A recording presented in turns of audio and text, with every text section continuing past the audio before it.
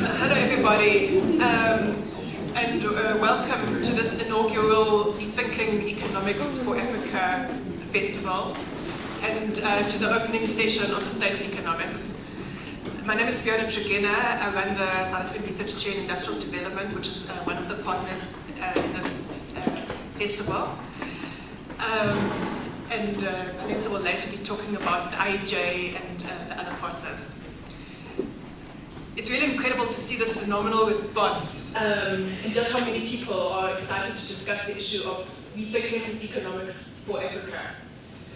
Sadly, we've actually had to turn away a number of people, or at least put them on the waiting list, because there's just been such a big response of people keen to come here. And I'm sure that others will be joining us in the course of the day. And I think this really shows the extent of dissatisfaction with the current state of economics. And more importantly, the desire that's out there for alternatives. So I'm not going to say anything more, because the formal welcome is going to be done by Palesa Shilauje. Palesa is the chairperson of Rethinking Economics for Africa at WITS, and she previously chaired the School of Economics and Business Sciences Student Council. And she's particularly interested in the economics behind land expropriation and land radical feminism.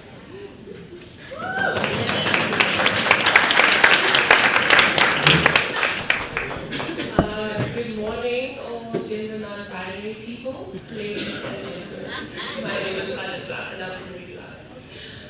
On behalf of RIFA at WITS and the Institute for Economic Justice, which is the leading organization responsible for this festival, and our partners Oxfam, the Institute for African Alternatives, the African Program on Rethinking Development Economics, the SACHI Chair, the WITS School of Economics and Business Sciences, and the University of Johannesburg RIFA chapter, I'd like to welcome all of you to the inaugural RIFA Festival. We are honored to have such a diverse audience present here, ranging from students, activists, academics, civil society organizations, as well as business leaders. Thank you all for coming. Some of you have traveled really long distances to be here, which serves as a reminder just how important the issues that will be discussed here are. The RIFA Festival Steering Committee has committed itself to 5 streams, which we feel are vital for encouraging discourse and debate in our ever so troubled discipline of economics. Now, when I say ever so troubled, I'm referring to how economics lacks plurality as compared to other social sciences. Over the next 2 days, we aim to fill this void and ultimately inspire all of you to take some of the ideas that you learn here to your home organizations. Lastly, I'd like to thank some of our funders, particularly FES. Without your generosity, this event would not have been possible. I'd also like to thank the Institute for New Economic Thinking for awarding us a grant that has allowed us to sponsor students from 12 different South African universities to attend this festival. It is very important for us to have a strong student voice present at this festival, particularly in debate and discussions surrounding the reforming of our curriculum.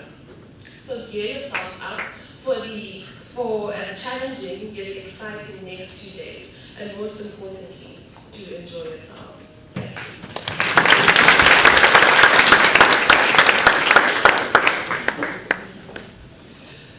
We have amongst us a poet who's going to render a poem now, Tabiso Afuakamahare.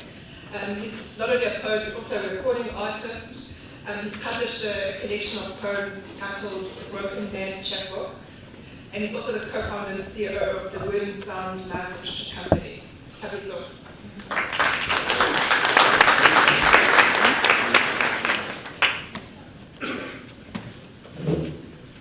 Good morning.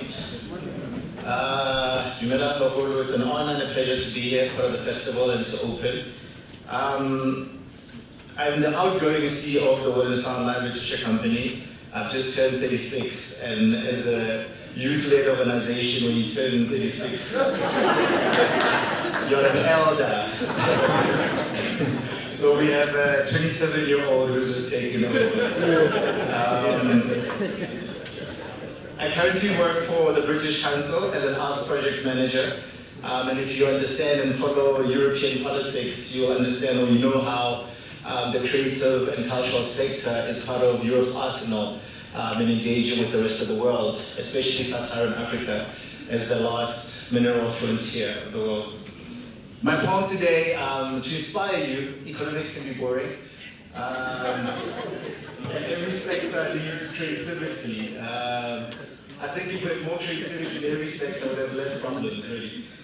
It's called Black Rock, Black People Rock, and it tries to celebrate both the tragedy and the magic of the mining industry, and how it affects the rest of the world, and affects different sectors, and affects lives, and how even to this day there's still no creativity in the mining sector.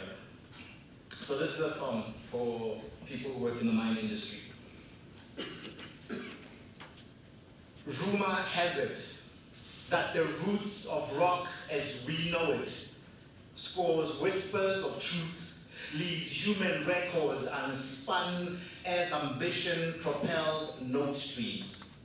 Rumor has it that we, compositions of clay who speak sandstorms in the dialect of rock, carry score sheets of origin as patterns of skin tone. Can you dig? I can dig. We have dug rock and played this tragedy on world stages around necks of legends. Between rock breaks, bass kicks, and hi-hats, we have given life and limb, improvised the art of digging rock, yet stand with the fist full of sound as descendants of soil. Can you rock? Yes, I can rock. We have danced bullets and rocked oppression out of fashion, tattooed rock on the tongue of memory, and now the world sings our names. But who are we? We are the underminers, and undermines, we are undermined. Migrant roadies who beat rock. We beat rock. We beat rock with the gum with beatbox. We let the beat rock. And through unplugged volumes of rock, rock jewels bear their rock crushed backs in pursuit of their destiny to shine, while mine is a legacy of blood, a chorus beneath the earth, instruments of greed. We compose the riches of rock, yet sing hunger to the night. My royalty was life, unspoken it hurts, buried in a verse, the irony of words, truth spoken but unheard, on how you still fish the earth. And while they rhyme about platinum and gold, music is the canvas and we paint secrets untold. And when the album is done and Black Label satisfies a Black labor thirst, we play a new rhythm.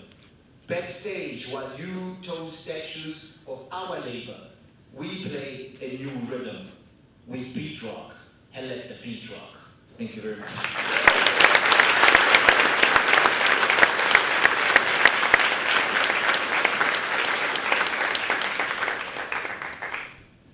Wow, thanks Tabiso for that incredible, energizing poem. Next we're going to have a couple of speakers discussing the issue of the state of economics. So I'm just going to introduce all four of them at the outset and they'll take over from there. The first of the speakers is Professor Ismail Lafardine. He's currently a visiting professor at the Wits School of Governance after previously being executive dean at Nelson Mandela University. He's got decades of experience in South Africa and all around the world. The second speaker is going to be Soumya Anderson.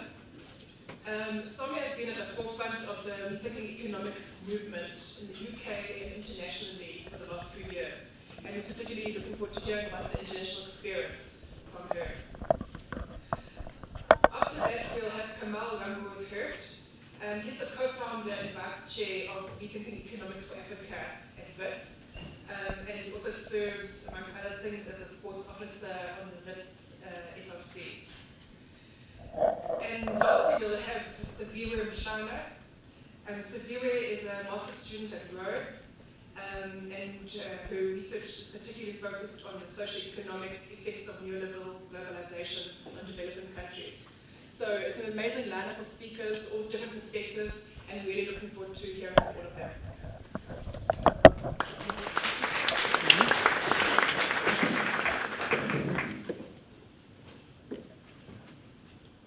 Thank you, Chair.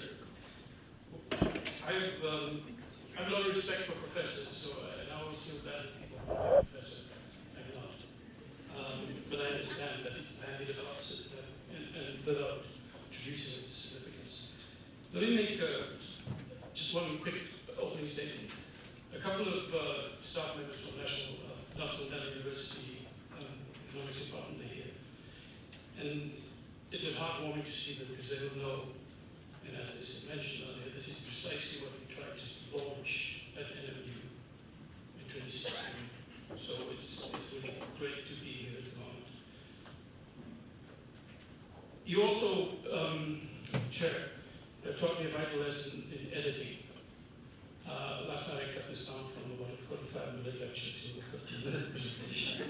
So I've called it really is not rocket science. And that is a not so subtle dig at the scientism and the physics envy of mainstream economics, and especially the orthodoxy that prevails academy. In general, I'm not making any specific reference. So in case I can't complete, I don't have the time, and I'm timing myself, I was going to talk about mathematics and confusing form for substance, about physics envy, about economics is not like physics, about scientism and its perverse notion, especially the methodological monism that the natural world can be studied the same way as the social world and vice versa, about the empiricism, as Mark Blatt said, channeling Karl Popper, economics is first and foremost an empirical science. About the ahistoricity of it that Magnat Desai spoke about so eloquently a few years ago. About the imperialism of economics, where economists, one does not look too far into the literature, believe that all human activity has to be or can be explained by economics. About reform economics curriculum. So what I'm going to do now is,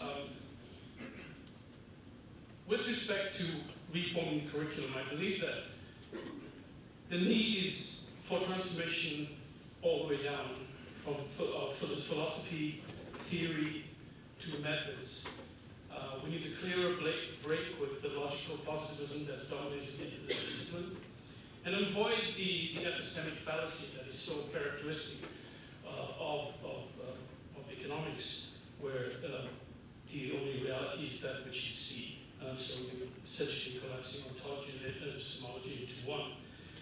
Then we need to establish moorings of economics in our own African experience, but also in Latin America, in the former colonized space in the world. And there's a reason I mentioned the former colonized. Theoretically, I think we need to look at, place greater emphasis on critical thought, social theory, political theory, feminism, conflict.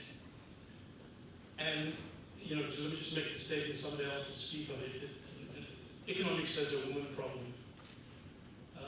And it's much worse than just that.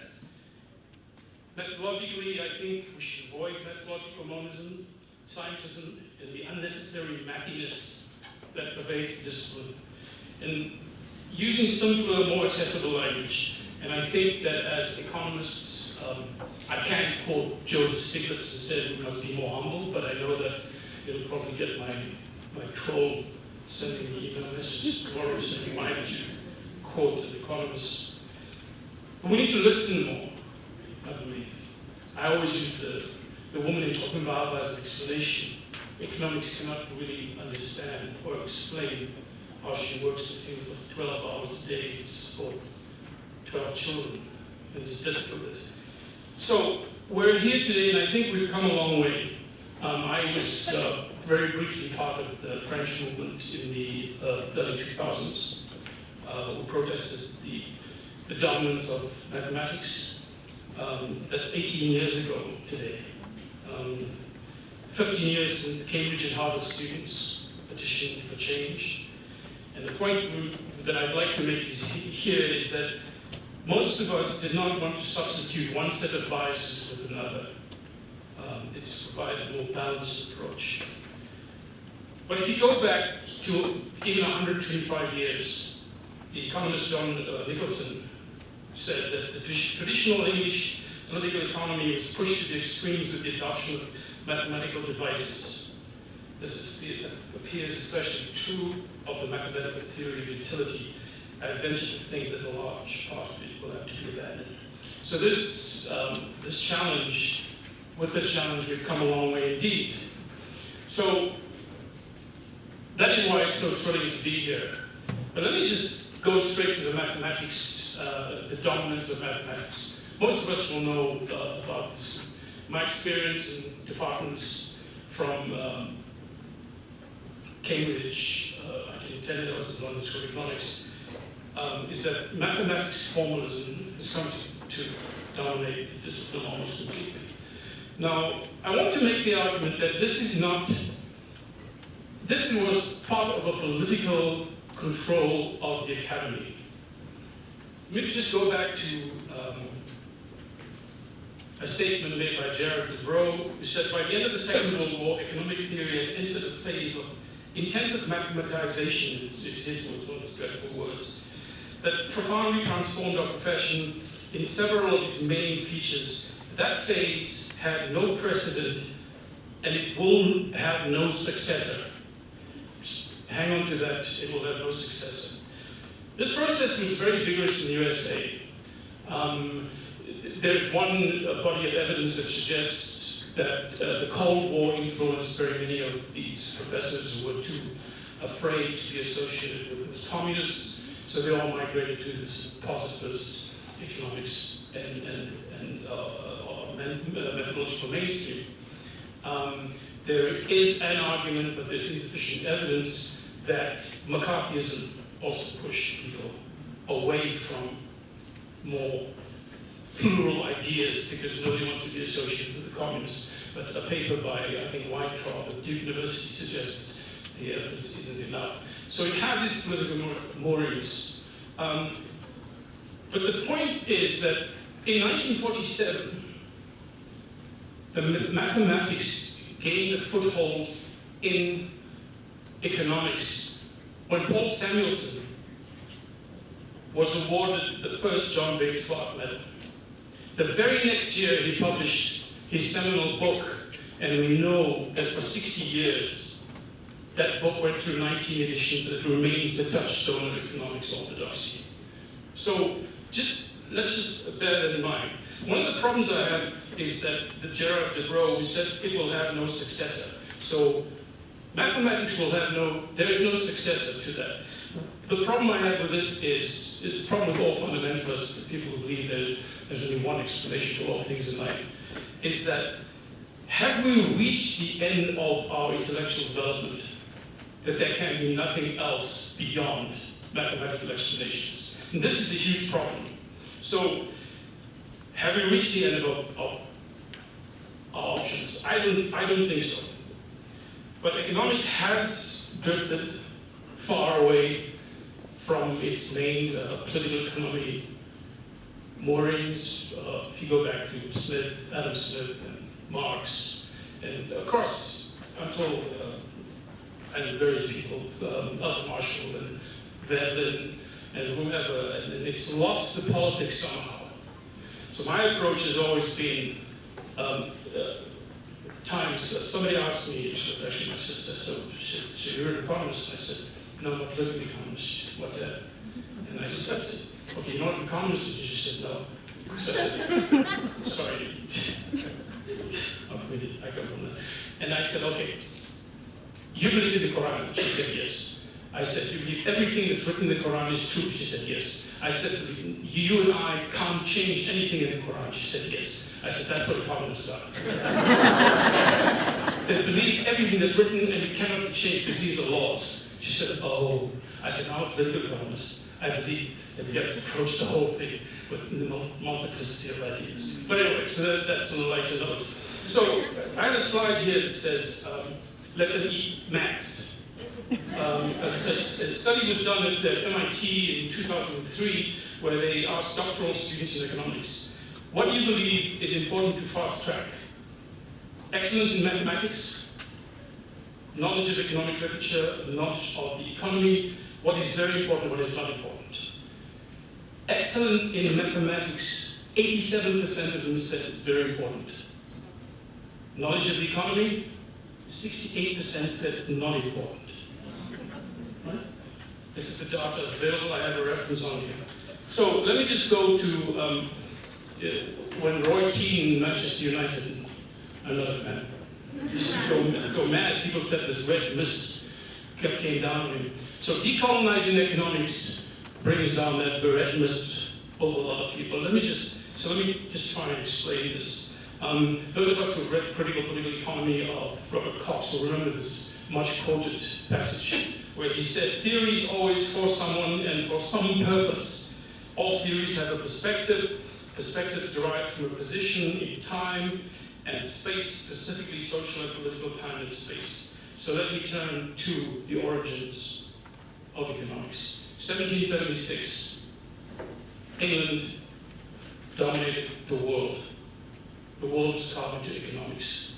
So it was a particular time and place that these theories originated. 1947, fast forward to that time and the place. The theory is for someone, for a purpose. It was how to better understand relations with the colonials. So today Smith remains the father of modern economics, and Samuelson's economics remain. So, but let me just go wrap up quickly with going also to Alfred Marshall when he spoke in his principles in the 1920 edition. I think it was the 8th edition of his book. He said there are 3 reasons for spatial concentration in England: localization. Actually, let me go because I'm running out of time. The point I want to make is one of the points you raised that economics and economic development is also facilitated by royal decree. So we're talking about kings and queens enabling economics. And I think it's worth remembering that we as Africans, we didn't have a say in any of those theories. It doesn't invalidate them, it just says the here, we are here, we want to listen. So I rushed through this, and I hope it makes some sense.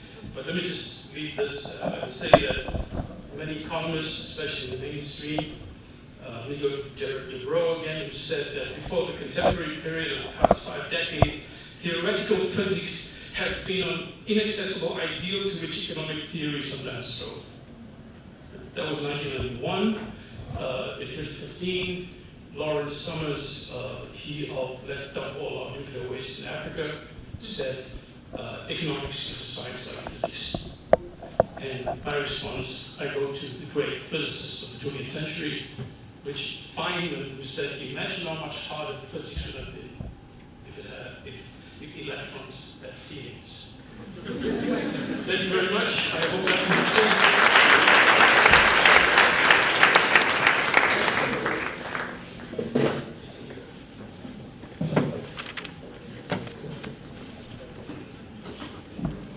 Hello everyone, and welcome. It's very exciting to see so many people here, and especially students. The lit students on holiday, so the fact that you're here is very inspiring. And also the students from around the country who have come here to learn about an economics that could be. So I think that the way that we should frame this question of where the state of economics is at the moment is by asking another question. And by asking the question of what kind of economist are we trying to create in our universities? So I want to paint a picture of an economist. Let's call this economist Economist X. If you're struggling to make a mental image in your head, you could think of just a young black woman. You could think of Trudy Makaya. You could think of Basani Beloy. So Economist X. Economist X is an economist that understands the challenges that we face in the South African economy and has an idea for potential solutions. Economist X understands the many parts of the economy in a way that is rooted in our real experiences. Economist X is able to use statistical and mathematical tools as two tools of many, and not as a study in itself. Economist X is able to is exposed to many approaches of the economy and understands that the principles and applications of those schools of thought and where they can be used. Economist X understands that the economy exists in a world of gender, racial, and ecological imbalances that need to be corrected. I think understanding that this is the kind of economist that we want to create is the first step, because we need to make the direct link between the economics curriculum, the economist it creates, and the economy that those economists realize. Unfortunately, as many students in the room will know, and many lecturers who are here, we are not creating Economist X in our universities. The reality is that, and I would argue that our economics curriculum doesn't create critically thinking students. It doesn't create students who are exposed to many schools of thought and understanding. It doesn't create an economics education that is decolonized. So pluralism, right? Pluralism is so important, and its relationship to critical thinking is quite direct. There are so many schools of thought. There's classical, neoclassical, Austrian, Marxist, developmental, Schumpeterian, Keynesian, post-Keynesian, institutionalist, behavioralist, and at WITS and at many universities we only learn one. And that's neoclassical economics. And I'm sure that we all understand how problematic this is. If you study anything, you need to look at the problem from many different perspectives to figure out the best way to solve that problem. So these different schools of thought have very different ideas of what the economy is made up of, what the most important agent in the economy is, how economies change, and the policy recommendations from these different schools of thought will all be drastically different. If you send a student out now to make a policy recommendation, they'll all make the same policy recommendation, and that's from the neoclassical perspective. And what this does is it creates students that aren't critically thinking. Someone once argued with me, a professor at WITS, he argued with me that, no, this economics curriculum that you're complaining about, it's doing its job, right? It's creating people for the corporate world and for the working world, and all that these economists need to do is plug in the regressions and do that work, and they don't need to think. They don't know why must they think? And it was laughable. I didn't know what to say really. I just walked out.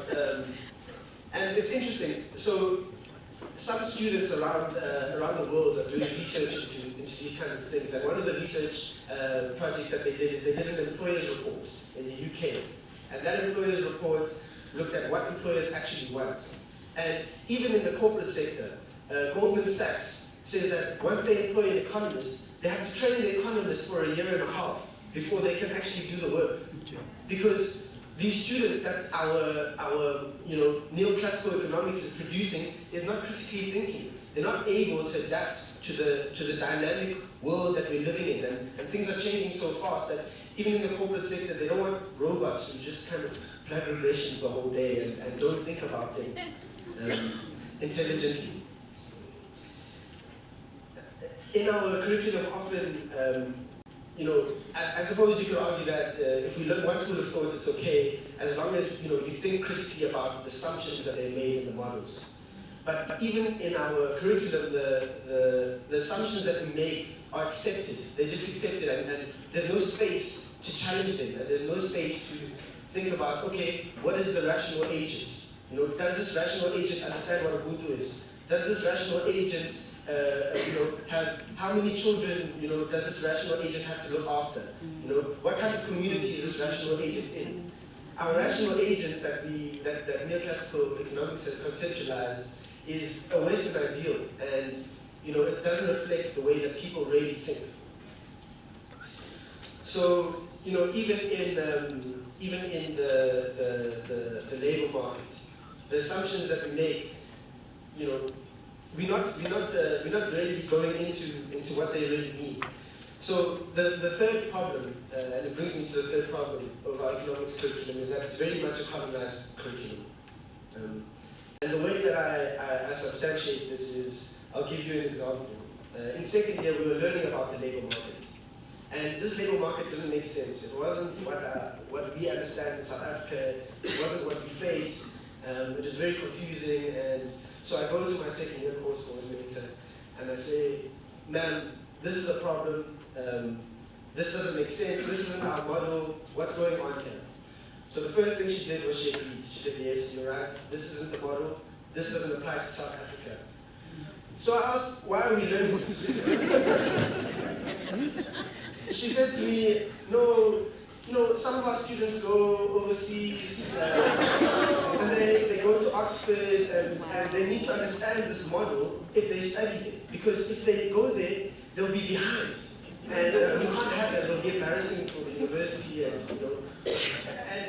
it was ridiculous. I can't understand how that thinking works, because firstly, most students don't even go overseas to study. Most students are here in South Africa. I don't care what they teach at Oxford. I care about our labor economy in South Africa, and I care about how we can engage in our labor economy. So that's what I mean when I say colonized, is that we just bring these models in from the West, from the US and from the UK in a way that doesn't apply to us. And it's very problematic because often students will leave university with this idea that, no, I've got a degree in economics and I understand the labor economy. And that's very dangerous because it's not real, it's not true, it's not real knowledge. And it often perpetuates a lot of the problems that we have. So the second problem, I think, when we speak about decolonizing is not just about the symbolism. That is a very important part of this discussion. For example, if you drove here, or if you took a taxi here, or if you Ubered here, the address of this is number 1 Jan Smuts Avenue. And for black students to be walking around the university where they walk past number 1 Jan Smuts Avenue every single day, knowing that this person actively oppressed is harmful. We're number 1 Jan Smuts Avenue, and we're number 1 in neoclassical economics, and I think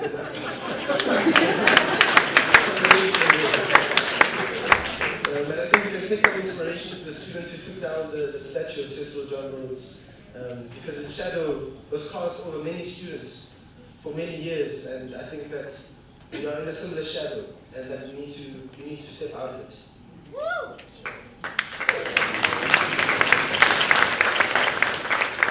But more than the content and the symbolism, I would like to ask any undergraduate students how many black authors that they've read in their undergraduate economics syllabus. Not even one article, right? And this is problematic because it's in the knowledge production business that we're in universities. We're not just about learning, we're also about producing knowledge.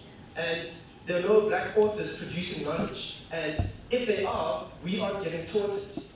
And this is hugely problematic because it has to do with being rooted in the economy that we live in. The economics curriculum shapes the economists, we shape the economy. But the economy also needs to shape the curriculum. And that's not happening. So the other point about decolonizing is about relevance. And it's the strangest thing to live in a country where we have the highest inequality in the world, and we don't even have a single lecture devoted to studying inequality. It just doesn't make sense. We need to learn about problems we face so that we can solve these problems.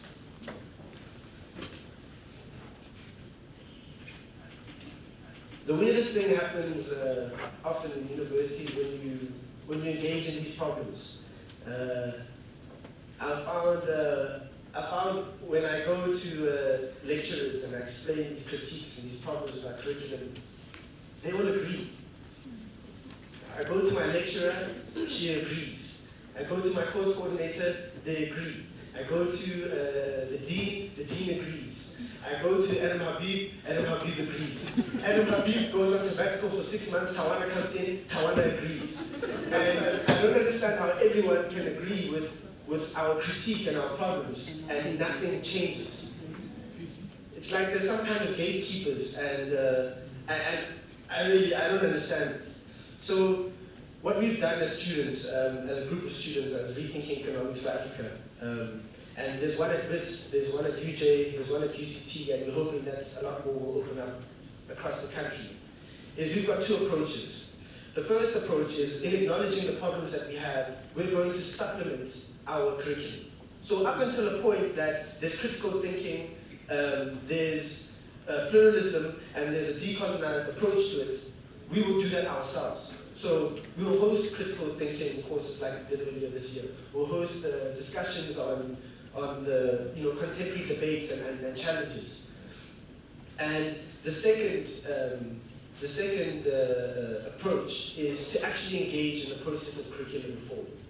And this is one that's a lot more difficult because of these gatekeepers that we never see or hear from. But it's something that's very necessary. And to all of the students in the room, I really do implore you to fight on in trying to reform our curriculum. Because we are the next economist X's, and we need to take pride in that. We are the recipients of this education, and we need to take ownership over that. So let's become the next economist X's.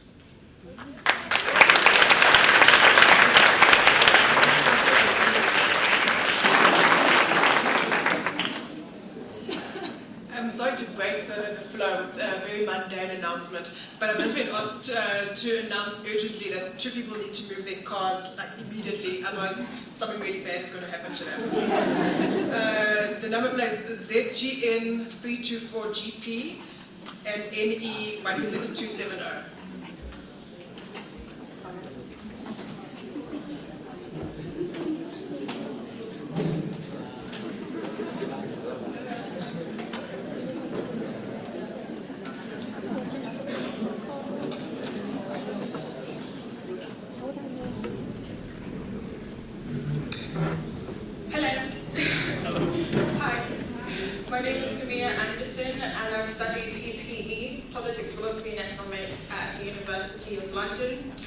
And I'm here today to talk to you about the Rethinking Economics movement from an international perspective.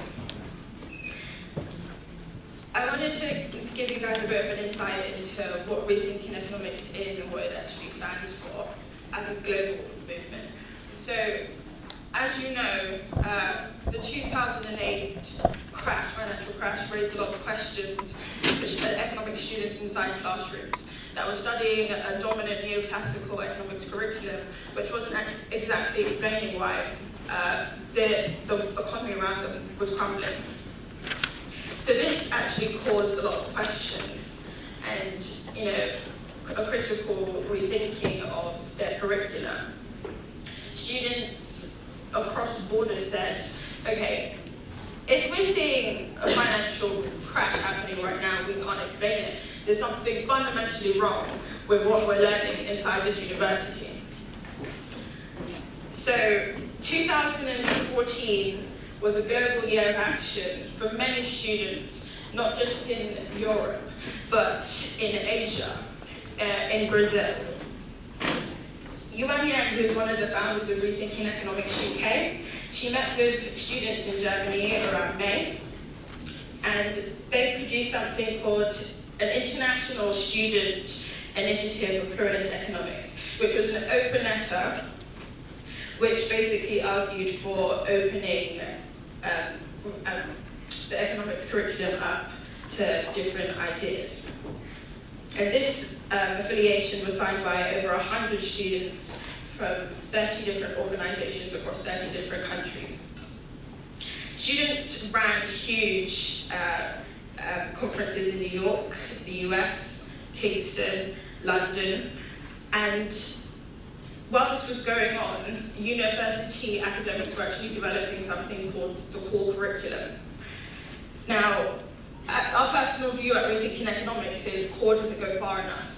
Core doesn't go far enough because it's showing you what pluralism can really do, but at the same time we're not discussing economic history. We're not discussing the points which Ishmael actually raised, which is the fact that neoclassical economics has its roots in a right-wing positivist way of thinking, and which was born out of a Cold War conflict. So groups in Brazil, China, Argentina, and Mexico also set up in the year of 2014. And as the year continued, both the Post-Crash Economics University Society at Manchester, they merged with Rethinking Economics, and funding was applied for, and we've developed different strengths. Now, as these two bodies came together, in the UK, what happened is we gained a lot of national media attention. So Rethinking Economics has decided that it's fundamentally necessary for us to actually group together and speak about this neoclassical economic problem within our universities internationally. Because this isn't a local problem, it's not just happening in South Africa, it's happening globally. And what we all need to understand is that there is an apparatus at play which is international. We're underneath a dominant narrative of capitalism, which is fundamentally, it has its roots international, so it's an international system. Many of the world's problems can actually be traced back to unfit economic ideas. It's not exposing, as Kamal raised quite eloquently, it's not exposing students to critical thought. And this is actually exposing a massive flaw in the way that we are driving forward narratives. But the 2008 crash actually brought a real force and a need for people to reimagine how we actually engage with economic ideas. Because it actually exposed a major detachment between the establishment and the people who are facilitating economic language and the people who actually participate within the economy. It is said that theoretical and empirical researchers are involved in indirect legislation. Now, if people are involved in an analysis or practice where we're using political economics and tools of political economy and population management, why are we not engaging in ideas which are not just about market forces, but are historical questions and are about power and politics?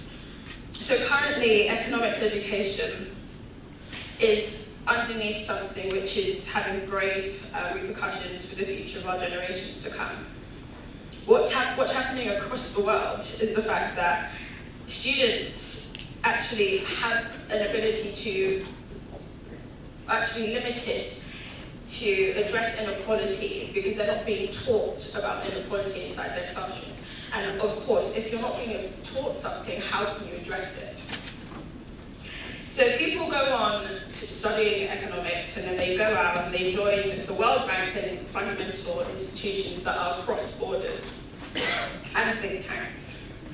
And this lack of pluralism in their education is real and it has tangible effects across the world. So, why are students internationally coming together to address this problem? As we already know, we're proud to be a part of a discipline that has actually lifted billions out of poverty. But what the problem is that is still continuing is that the challenges that are being posed to students across borders is the fact that academics are stubborn. Although you would think that people would actually get up off of their seats and really rethink what's going on in light of the 2008 financial crash, neoclassical economics still has this stubbornness, and it's really remarkable to think of how stickable it has actually been. So what we need to do is build international forces and international alliances to actually raise the profile of our initiatives. Because within that, each voice in each university group in each country has a voice. And as we come together and we actually use our initiatives and knowledge share, what we're actually going to see is the fact that our voice becomes louder. And as our voice becomes louder, economists, academics, and citizens will have to wake up. And what students have actually done in regards to addressing this stubbornness is the fact that they've started to speak to economists in their own language. And they've gone out and they've done studies to actually say, these are the problems and here's why. And they've backed this up with empirical evidence. So currently what I would like everybody to do is use this opportunity and use this room to actually share your experiences and travel. Travel to the UK and places where you think that students have a huge amount of resources, because we're still having to deal with these problems in the UK. And that is my part.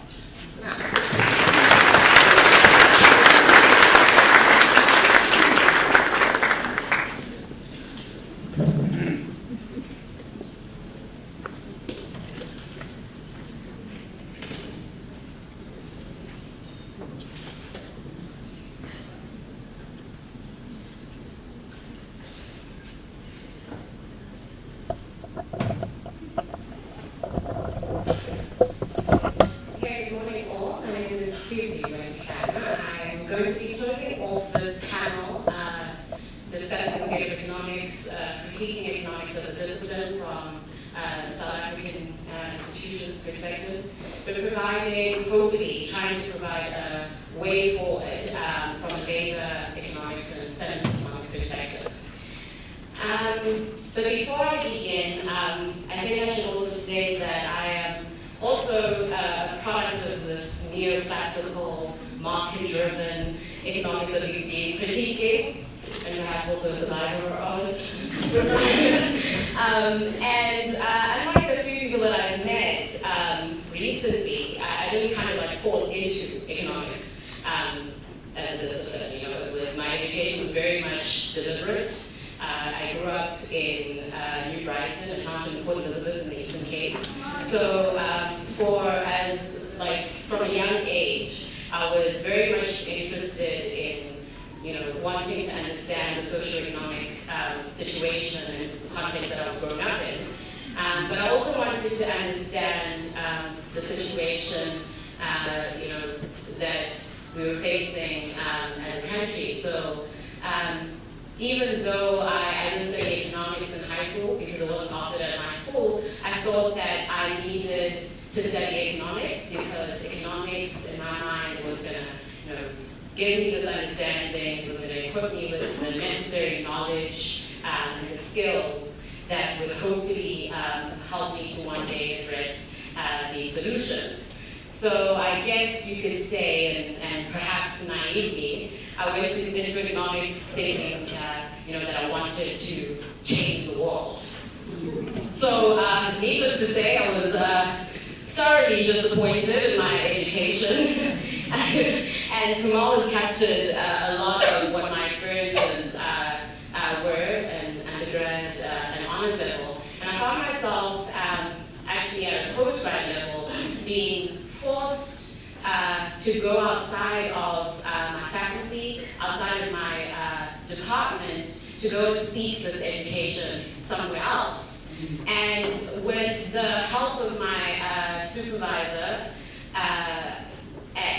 we managed to convince the HOD of economics to let me do something that wasn't actually done. And I went out and I did a module in the sociology department as an economics student. I studied models of industrial development, learned about Marxism, something that I was never exposed to in the economics department, so that was quite exciting. And finally, at a master's level, I left the department completely. And I went and I pursued my master's in labor studies and social policy, which I'm completing now, in the Institute for Social and Economic Research. And for the first time, I guess in my academic career, for the first time, I was excited to learn, which should not be the case. So why am I telling you all of this? Well, first of all, because this should not be the case, I should not have had to leave economics, the economics department, to go and study economics somewhere else. But I also think this speaks to the failure of economics as a discipline.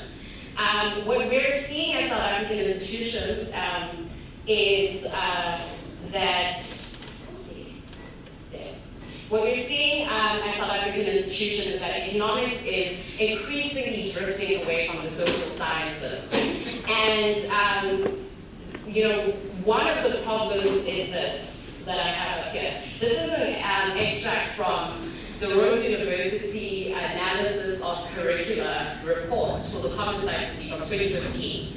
And it might be a little bit small, but what it says is that, and I'm quoting, that the broader mandate of the university and faculty, juxtaposed with the imperative of professional qualifications, correctly provokes intense discussions which inevitably result in tensions. In this respect, the faculty experiences the dilemma of the opening of the mind education versus vocational training. This is resplendent in the degrees offered, their structure, curricula, and interaction with professional institutes and organizations at large. And then it continues to say that students are actively encouraged to register for something different to enhance their education and expose them to a different way of thinking. So this was my problem, and this was the experience that I had studying economics. And I think we need to problematize this because there's this idea, this othering of real life and real experiences. And I'm not really comfortable with calling reality opening of the mind, as if to say that it doesn't influence the discipline, that the discipline isn't supposed to be fundamentally rooted in the experiences of people.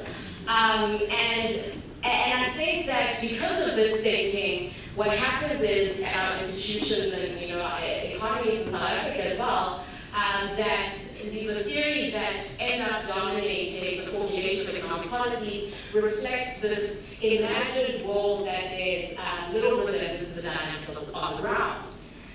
This market-driven economics fails to account for the long-standing inequalities that we experience in people, but that allows these challenges to persist. Furthermore, by focusing exclusively on marginal changes and decisions modeled at the individual and not necessarily the household or families or communities, the neoclassical economics assumes away the fixed costs of maintaining households and social institutions. Hence, the market-driven and individualistic approach to economics fails to address the challenges that are facing poor and working-class communities around the world.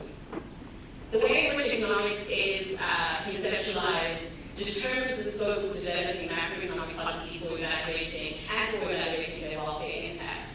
And as both Kamal and Ishmael already stated, that there isn't one school or one way of thinking economics. So there is an argument that should be made for integrating these ideas, exposing to students to various ways of thinking economics.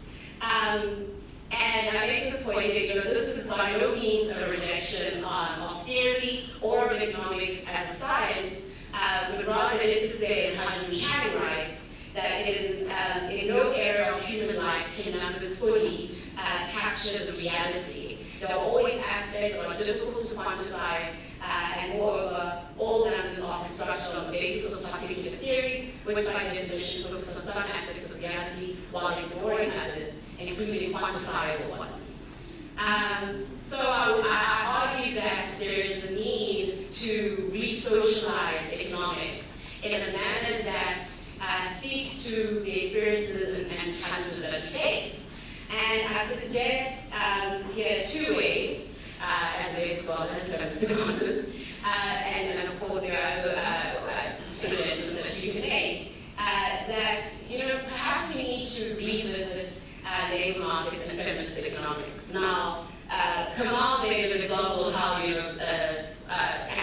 they study, I wouldn't call it labor, but it's just study work and yeah. Yes, and so, you know, if we revisit labor, labor and labor markets are crucial to the functioning of economies. Yet, economics as being taught is failed to provide a realistic understanding of work, the dynamics of power, and the structuring of labor markets. Instead, in the dominant neoclassical theory, people are mainly conceptualized as consumers who perform work only so that they can earn an income so they can buy goods and maximize their pleasure. And this is the sole purpose of working, according to economics as being taught. But also, according to this theory, work is understood to that is to deriving pleasure from consumption. So I think this is it's a very simplistic way of understanding labor and work, and especially now with the changing nature of work, labor market restructuring. I mean, this doesn't speak to any of those things. But it also ignores the informal sector. It ignores non-wage work. It ignores unpaid care work. That is also work. And it doesn't do anything to address these things. But as much as we are still concerned on unemployment, the rising unemployment, the deterioration of remuneration and employment security, neoclassicists believe that the labor market is unbiased in its provision of low-wage and precarious forms of work. Its approach is that the low wages are explained by lower productivity due to less human capital investment or inherently lower productivity, imperfect mobility, or by discrimination which distorts the profit maximization process. However, what we know is that this isn't true, especially within the South African context. And I want to show you just two graphs in concluding, and proposal could probably speak more on these graphs. But the main thing I want to show you here is that in this post-Atlantic period, what we're seeing is an increase, a widening gap in per capita income between men and women. But the interesting thing about this graph is also that this is happening at the same time as there's a feminization of work. This is happening at the same time as there's been an increase in social grants disproportionately towards women. But what we can say about this is that that there are the returns to labor for women have been very disappointing. Women are increasingly, relative to men, spreading their earnings across more dependents. And this is what Sylvia Chant would say is the feminization of caring and responsibility. But economics doesn't speak to these issues, right? The second graph that I want to show you is this. This is the sex composition by status of employment in the informal economy. With the rising informalization of work, we also see that the informal sector itself is also very gendered. As a matter of fact, it's black women that are more likely to be in informal, low-paid, and precarious forms of work. But we're also seeing that, as the informal sector is increasing, women continue to be in employment positions, whilst also earning lower than their male counterparts. In conclusion, I want to say that economics, as it is being taught, neglects the fact that the experiences of work are not homogeneous. They are shaped by race, class, gender, as my fellow panelists have mentioned. But economics also neglects the fact that the workplace is a reproduction of the social system and the dynamics of power, and again, the intersections of race, class, and gender in the economy. So my last argument is that by re-socializing economics through the feminist and labor perspective, we have the potential of formulating macroeconomic policies to speak directly to the experiences that these policies experiences and the challenges that the people that these policies affect. Thank you.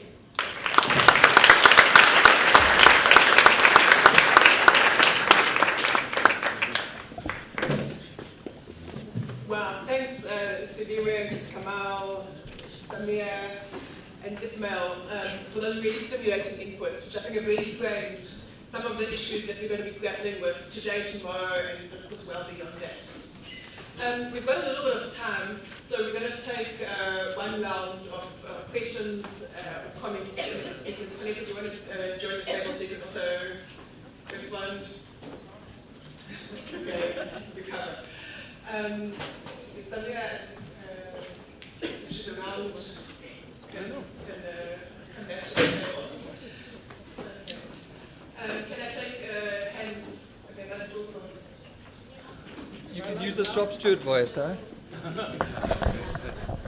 I think the panel has been, thanks. Shop steward voice. Thanks. I think the panel has been very useful to surface the problems with mainstream economics. But I think the task is far harder than what we began with. We do need to have a critical and rigorous understanding of the capitalist system as it operates in quite fundamental ways. And the challenge I think facing the conference and the entire initiative is understanding that in quite fine detail. I don't have time to go into explain this, but one example of this would be the ecological crisis, for example. How we can develop a center of accumulation up to now, how it is changing accumulation going forward, and what does that mean for heterodox economics as an alternative? What does it mean for how people should think? Then finally, I think another thing that has to face the conference, the festival, is how to take this discussion beyond the academy. Absolutely, the academy is important, but ultimately the academy is not the ultimate of social power and political dynamics. Okay, let's have a couple of questions. Salima.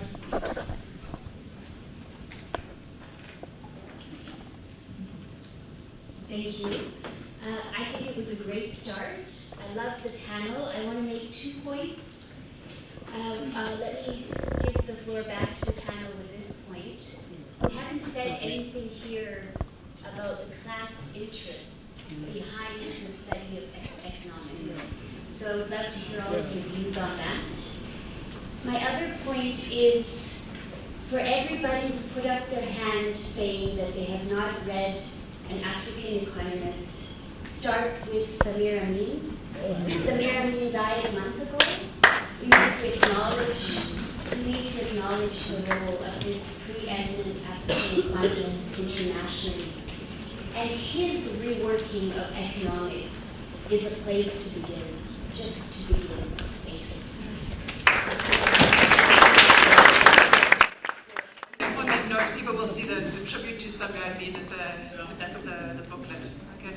Any other hands? Students in particular? Yeah. Okay. Hello.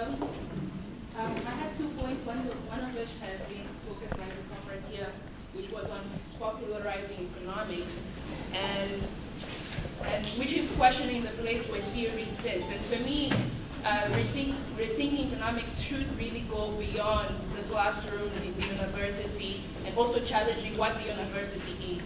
But my second point is on the role of the curriculum in an African context. I'm from Angola and I studied economics in South Africa, particularly at UCT. And I think the discussion is important because many of the African economists are trained in South Africa. So the we can talk about South African imperialism in another chapter. But the role that it is that a discussion like this happens in every university in South Africa has repercussions across the continent. Because the economists that are trained here are the ones that many times go to implement things in the different African countries. So I want to just stress the relevance of this discussion and hope and wish that there are more African economists and former economics students in this classroom, and also this responsibility to take this discussion outside of South Africa.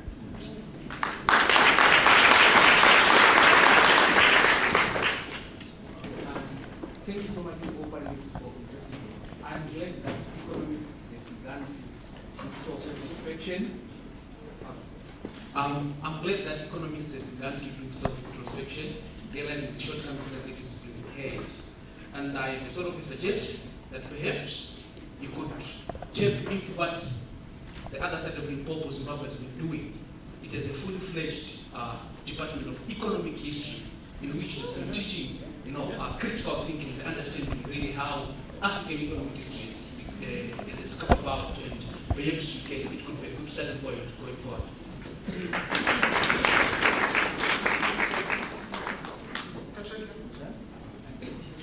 Just to amplify the points made already, it's absolutely critical to do an analysis of where economics starts with Marshall in legitimating corporate power and the rationality of marginal revenue, marginal cost. And if we don't continue to do even rudimentary class analysis of who's winning and who's losing, I don't think we can answer a question I want to end with. But Selena's right there. But also when she mentions Samir Amin, I was lucky, I spent a week with him in January. He gave me his collected works on a memory stick. If anyone would like that, the PDFs, scores of them, but I've got them here for you. But I would like also to end by asking, since in the United States, I did my PhD in economic geography, and pick up Shamari's statement, the question is whether you go into economics departments to challenge economics, to delegitimize its incorrect aspects. I don't think, Kamal, it's appropriate to say, bring us a model in economics that works here, not the one that works there, because it doesn't work there either, right? So, if the economics discipline is so committed to regurgitating an ideology of the bourgeoisie, and to turning out a petty bourgeois intellectual elite who can go and become sub-imperialists, as the last speaker said, it's a very interesting question. Is it worthwhile to contest within economics departments? Or in the Zimbabwean case, could you start economic history? If you're in New York at the New School, you'd start a capitalism studies department, as Nancy Fraser's done. There are very few places. The 50th anniversary of the Union of Radical Political Economics is happening at the Mecca, right? UMass Amherst, later this month. But they're asking the question, after 50 years, did we do the right thing by staying in economics departments and torturing ourselves as at best tokenistic members? Or should we not have tried to spread out and delegitimize economics from the outside? That's my question to you, comrades.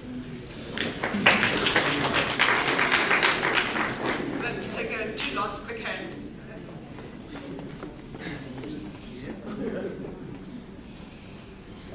First, to the gentleman who spoke now, on the Samir Iman PDFs, there's a lot of students here. I can help you just put that on Google Drive and perhaps one of the reefer people share the link and everyone can just access it like that.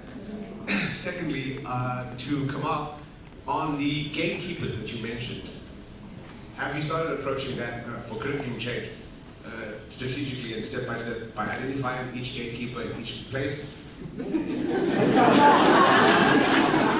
just practically how you move through the steps and change the curriculum and apply it. So yeah, that's a thought.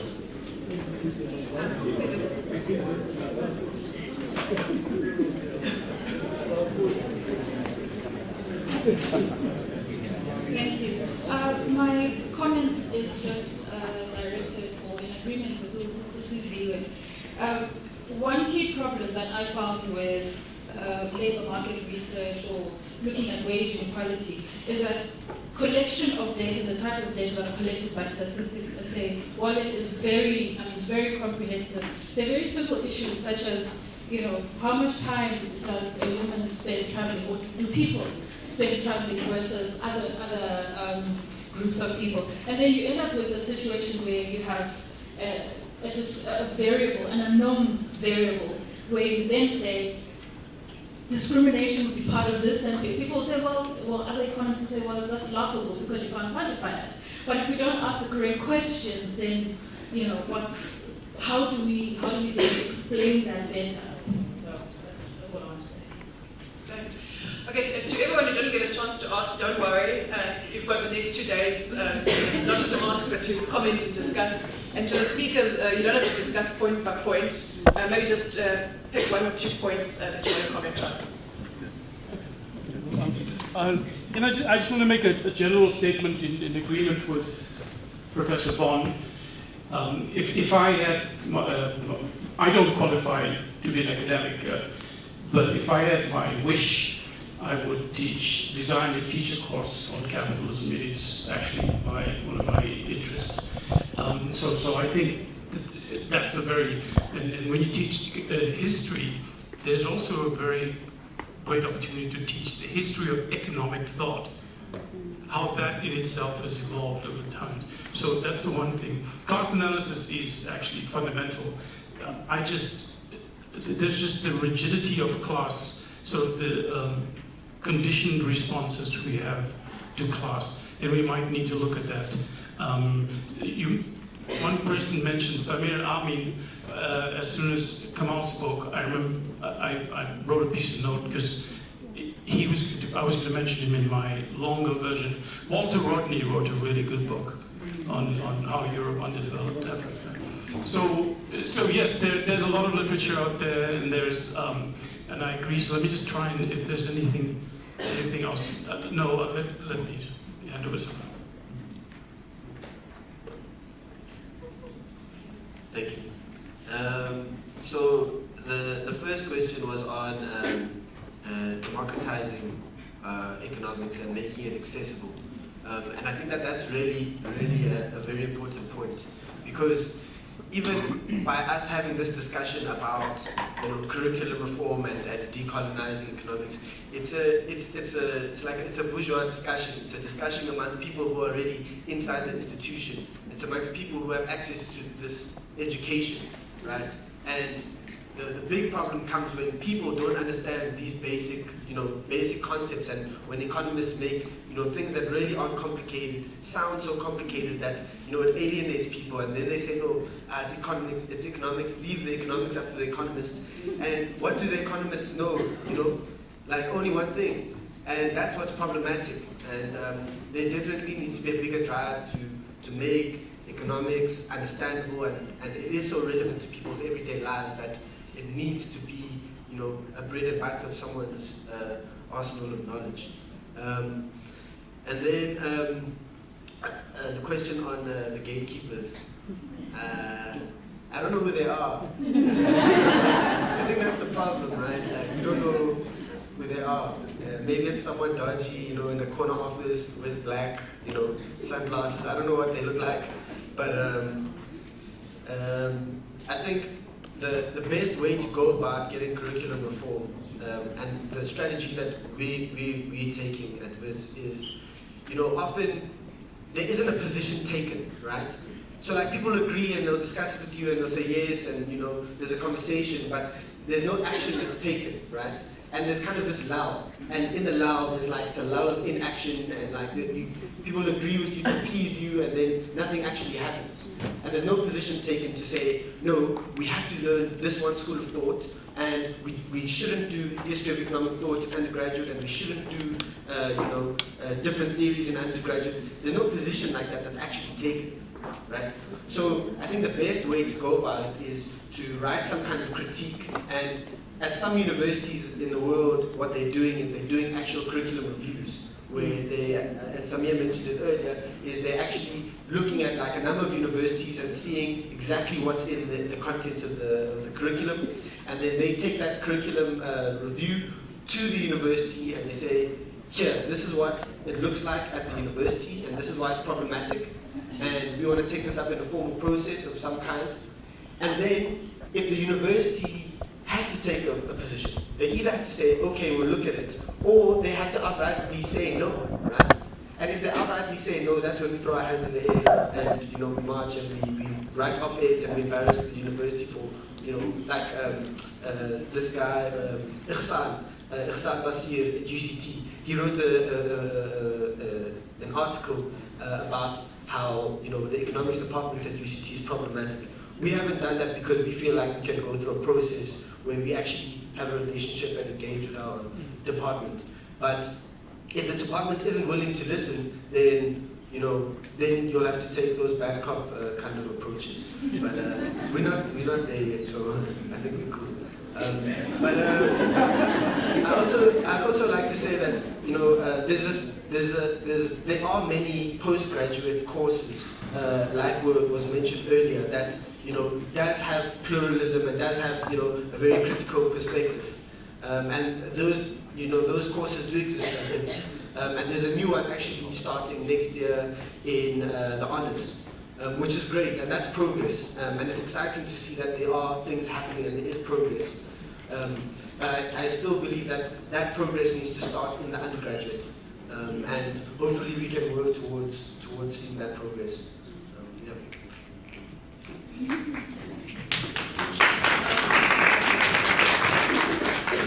Just to add to that point, I think one of the most vital and important things to realise about the capacity of this movement is the fact that it is a bunch of students asking for more knowledge. That's what it is. We're asking to be taught better, and we're asking for a better education in the sense where we're actually trying to expand our minds. And who in their right mind, what kind of academic would you be if you're a teacher and you say, no? It's absurd. And I think that the discussions had today have to go forward. And we have to all collectivise, we have to do our own thing, whether that be contributing to an article, starting up your own group in your own university, and having discussions with people who are across the Atlantic, who are across the seas, to say, okay, how did you guys actually fill out? How did you guys gain capacity and just knowledge share? And I think what the interactions is not just about how did you do it, but I think I'm learning so much from just the people that I've spoken to in the past day. Yesterday, my mind has been so expanded by just being at Wits University. So I wanted to say to Kamal, thank you for actually inviting me here, because this is my first time being in the motherland, first of all. And I'm just so happy to actually be a part of a movement where people are really beginning to critically think about our futures. And those futures have to not just talk about inequality and feminism, but we need to talk about race and actual different ways of thinking. And I really look forward to seeing what that looks like in the upcoming years, because we've got academics like Gilad who have done their PhD at SOAS and they've become lecturers. So he's got a brighter future ahead of him, and he's right here. He's back at home in South Africa, and he's doing his thing in regards to rethinking economics for Africa. It's really a blessing to see that. And yeah, so I just wanted to say thank you guys for inviting me here, and that's it.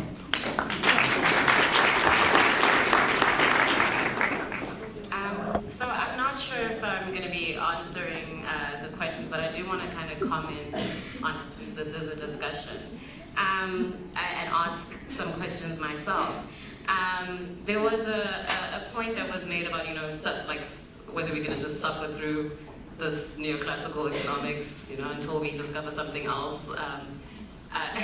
And I was just interested in how other universities are teaching things like development. I made a point, and it was reiterated again in the audience, about asking the correct questions. And Ishmael made a point earlier about how economics has a woman problem, which is, I do think, is a people problem, because how can we even begin to think and discuss the issues facing women if we don't even recognize that economics is about people?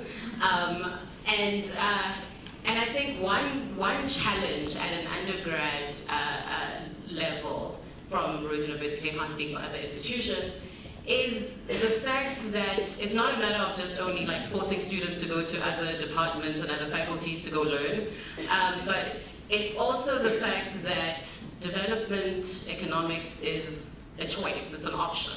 And I don't understand how that is allowed. I I don't understand how you can teach people economics and then say, oh no, you can, just skip development if you're not interested in it and go study financial markets or whatever. You don't have to talk about those, poor people and inequality. That's not interesting. And I think one of the ways in which we are to address this institution is to actually make some courses, compulsory. Because how can you graduate a class of economists that can't even speak to the realities, facing people in the countries that they're going to work in? And that's one thing. But yeah, also asking the correct questions and, putting the people back into the discipline. I don't know the last word. Okay, let me just, I will give you an economic example of the East Asian crisis, but this one, I'll give you my first awakening to this gap between what we do at universities and what happens in work. In the early 90s, I traveled to Somalia with the collapse of the state in Mogadishu, and I traveled to the former Yugoslavia and I saw the conflict. And in my head, I literally stood and looked at people who had been killed, and I thought to myself, how is it that we at university can say that ethnicity is a social construct, race is a social construct, and as Eric Hobsbawm said, traditions are invented, but people are killing one another because of these things. So there's a huge gap. So you see people living in absolute poverty and misery, affected by global crises. And our only response is textbook, or the fundamentals are in place. How do you explain that? That is the gap. But please say something, I don't have the last word. Okay, thanks. I think it's been a fantastic opening session with critique and alternatives to really set the stage. So can we have a round of applause for all